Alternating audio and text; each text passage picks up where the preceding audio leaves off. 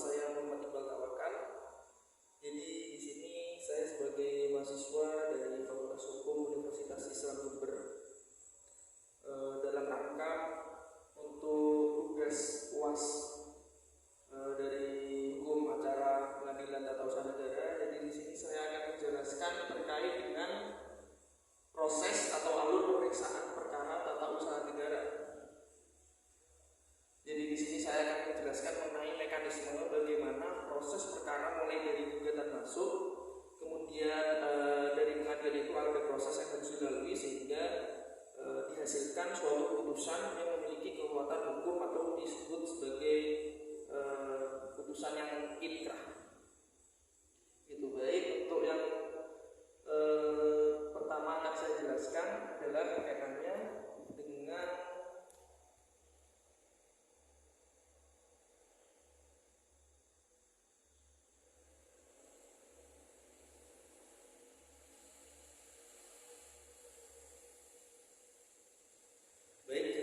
sudah ada bagian yang menjelaskan mengenai alur perkara, urutan proses perkara tata usaha negara.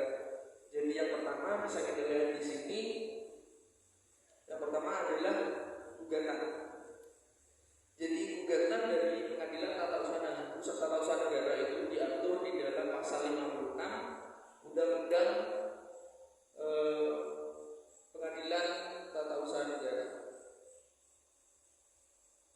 Jadi berdasarkan pasal 56 Undang-Undang Peradilan Tata Usaha Negara mengacu pada proses hukum di Indonesia di mana seseorang dapat mengajukan gugatan terhadap suatu putusan atau tindakan administratif yang dianggap melanggar hak-haknya.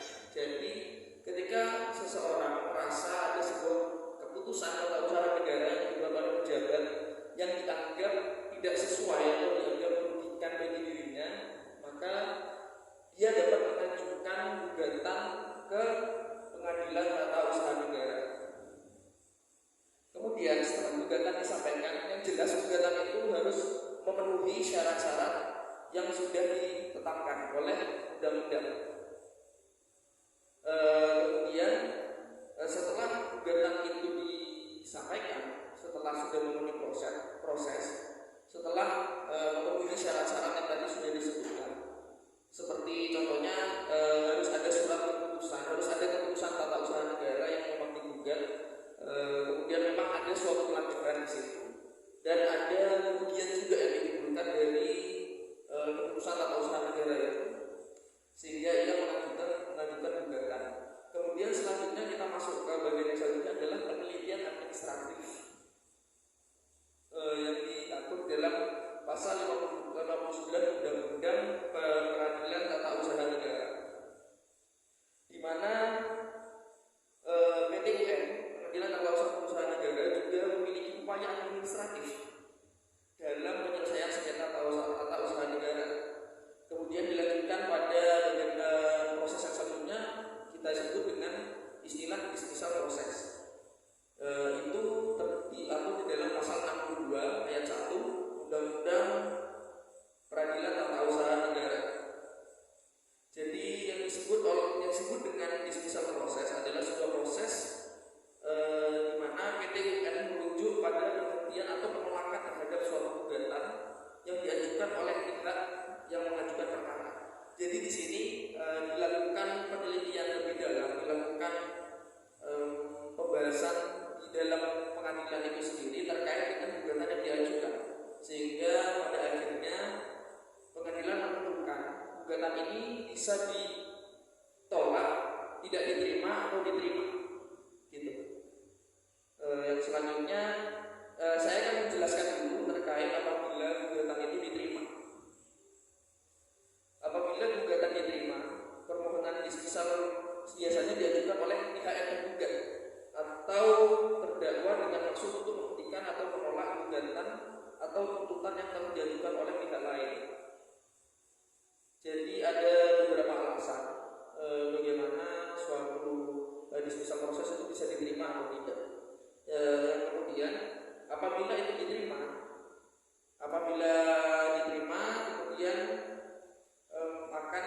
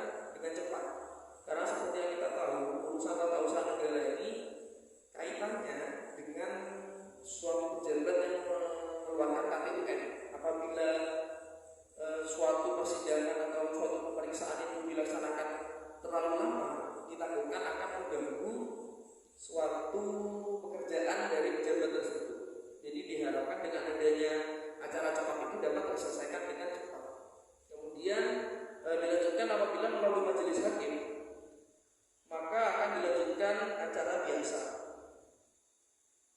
Acara biasa di sini berarti melalui semua proses-proses seperti pemeriksaan persiapan itu juga dilalui. Persiapan, kemudian itu dilanjutkan apabila diterima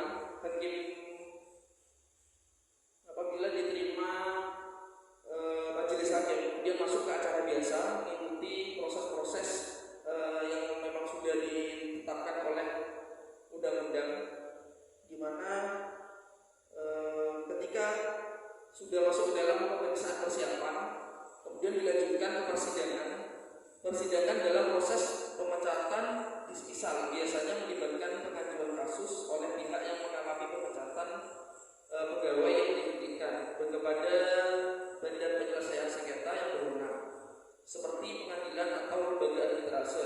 Tujuan persidangan adalah untuk menyelesaikan suatu sengketa antara pihak yang menggugat dan pihak yang dituduh. Kemudian setelah masuk ke persidangan, setelah itu dilanjutkan dengan lanjutan jawab-menjawab. Nah, sebelum kita masuk ke permasalahan selanjutnya, di sini kita melihat salah satu apabila suatu gugatan ini tidak diterima, maka pihak-pihak yang berkaitan dapat mengajukan perlawanan. Dan mengajukan perlawanan, akan tetapi perlawanan ini kemudian juga bisa memberikan dua pilihan, dikabulkan atau tidak dikabulkan. Apabila ditolak, perlawanan ini ditolak, maka itu sudah menjadi keputusan dari Pengadilan Tata Usaha Negara yang memiliki kekuatan hukum tetap. Dinyatakan itu ditolak. Akan tetapi apabila perlawanan tadi itu dikabulkan, maka gugatan tadi dapat diteruskan melalui acara biasa yang harus melalui beberapa proses dari pemeriksaan dan persidangan, dan selanjutnya sampai dikeluarkannya putusan dari Pengadilan Tata Usaha Negara. Kemudian kita lanjutkan ke slide yang selanjutnya.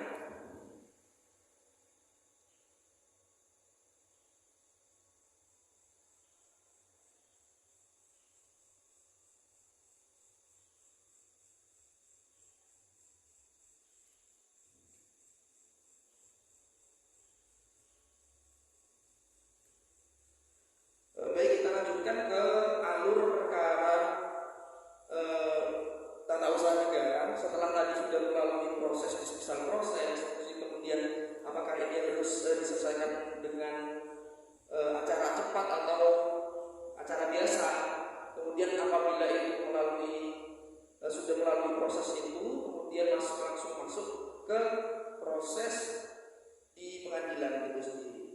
Setelah pemeriksaan kemudian masuk ke pengadilan, di mana kemudian masuk ke tahap jawab-menjawab. Jadi di sini merupakan wadah bagi pihak penggugat maupun yang tergugat untuk melakukan proses jawab-menjawab, di mana untuk memberikan keyakinan kepada hakim. Jadi di situ merupakan fase atau tempat di mana menyampaikan pertanyaan atau argumen lebih lanjut. Jika Anda merasa bahwa alasan penolakan tersebut tidak sepenuhnya memadai, atau jika Anda memiliki informasi tambahan yang mungkin tidak dipertimbangkan, maka Anda dapat mengajukan pertanyaan lebih lanjut pada fase yang ini. Kemudian dilanjutkan kepada proses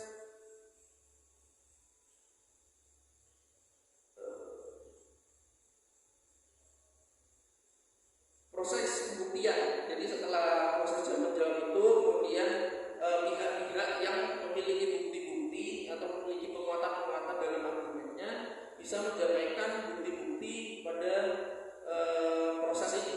Seperti yang bisa kita lihat setelah jawab-menjawab, kemudian apa yang disampaikan itu harus memiliki bukti tentunya. Mungkin bisa ditentukan di situ surat-surat atau hal-hal yang lain, atau saksi-saksi bisa disampaikan di pembuktian. Dan kemudian ini dijelaskan pada pasal 100 Undang-Undang Peradilan Tata Usaha Negara. Kemudian setelah proses pembuktian dilanjutkan pada kesimpulan. Jadi kesimpulannya dijelaskan pada pasal 56 Undang-Undang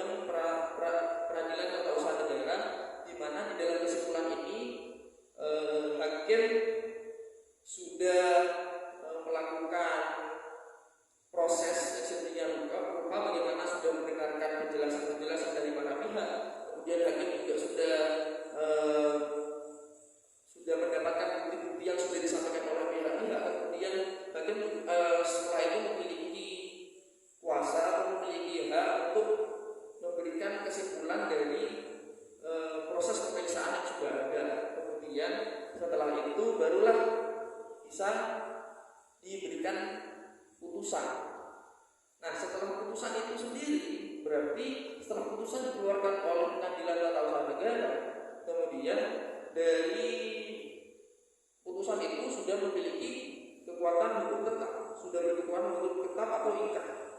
Apabila dalam putusan tata usaha negara di pengadilan tata usaha negara itu ada pihak yang merasa tidak puas dengan hasil atau putusan yang sudah diberikan oleh hakim, maka dia dapat mengajukan, yang pertama adalah dapat mengajukan banding. Banding ini diajukan kepada Pengadilan Tinggi Tata Usaha Negara.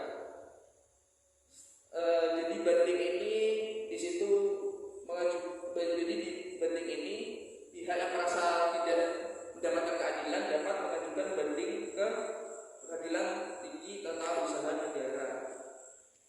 Bagaimana nanti di proses banding ini akan dilakukan pemeriksaan lebih lanjut terkait gugatan yang sudah disampaikan di Pengadilan Tata Usaha Negara sebelumnya, di bawahnya maksud saya. Kemudian setelah banding akan keluar lagi hasil putusan banding oleh Pengadilan Tata Usaha Negara, yang dimana putusan itu dapat juga memiliki kekuatan hukum tetap atau inkrah. Akan tetapi ketika dalam proses banding ini putusannya dianggap masih belum memenuhi suatu keadilan bagi pihak tertentu, maka dia dapat mengajukan ke tingkatan yang lebih tinggi lagi, yaitu kasasi. Itu berarti membawa perkara ini ke Mahkamah Agung, di mana di sini Mahkamah Agung akan melakukan pemeriksaan bukan hanya pada kasus yang terjadi, tapi lebih ke bagaimana hakim di pengadilan di bawahnya itu memproses suatu perkara ini. Jadi setelah kasasi ini dari MA yang memiliki wewenang, putusannya juga akan memiliki kekuatan hukum tetap. Setelah itu, apabila sudah ini dianggap putusannya adil, maka dapat dilakukan eksekusi dari putusan tersebut. Kemudian apabila kasasi masih dianggap masih belum memberikan keadilan yang cukup, maka ia dapat mengajukan kembali, yaitu melalui proses PK atau peninjauan kembali yang dilakukan oleh Mahkamah Agung. Dan ini sifatnya sudah final, tidak ada pilihan lagi bagi pihak yang berperkara. Apabila ia merasa masih belum sesuai, maka di proses ini merupakan proses yang sudah final dan akhir. Maka di sini keputusan sudah pasti, keputusan keluar dari peninjauan kembali sudah pasti adalah keputusan yang berkekuatan hukum tetap atau inkrah.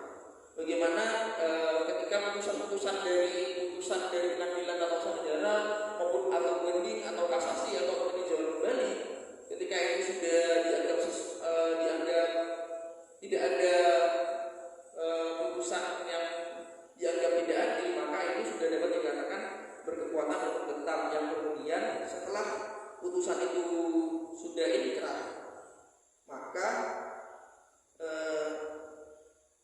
dapat dilakukan eksekusi.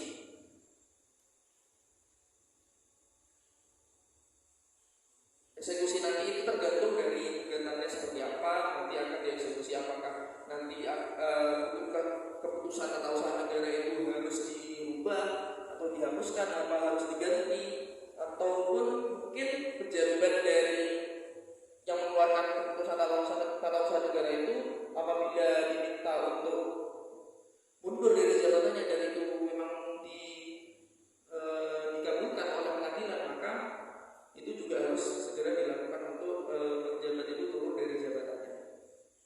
Mungkin sekian dari saya terkait sedikit pembahasan atau garis besar dari alur perkara atau mekanisme dalam proses peradilan di tata usaha negara. Mungkin sekian dari saya, kurang lebihnya mohon maaf. Terima kasih. Wassalamualaikum warahmatullahi wabarakatuh.